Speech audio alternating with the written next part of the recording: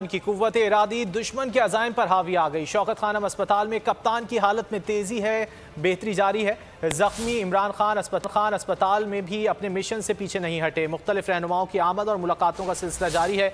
मजीद जानेंगे वो न्यूज़ के नुमाइंदे शौकत अली से। शौकत, गुज़िश्ता रोज़ भी चेयरमैन तहरीक इंसाफ की मुलाकातों का सिलसिला जारी रहा, आज बताइएगा किन अहम शख्सियात से मुलाकातें हुई? जी, शौकत खानम अस्पताल में कप्तान से मुलाकात के लिए अब तक शिबली फराज पहुंच चुके हैं।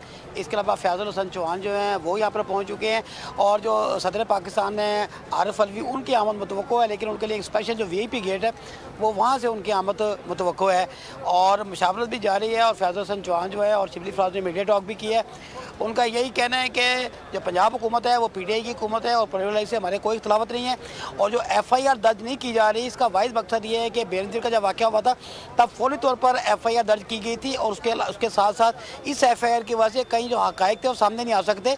हम ये चाहते हैं कि प्रॉपर इसमें इन्वेस्टिगेशन हो और जिन नामों को नॉमिनेट किया है उनके ऊपर ही FIR दर्ज की जाएगी और कोई हमारा अभाव नहीं है। आज भी हमारी जो टीम है वो वज़ीराबाद जाएगी ताकि इस वाक़े की FIR दर्ज की जाए। और अगर जो कप्तान की बात करें तो कप्तान की सेहत माशाल्लाह बहुत ज़्यादा बेहतर है।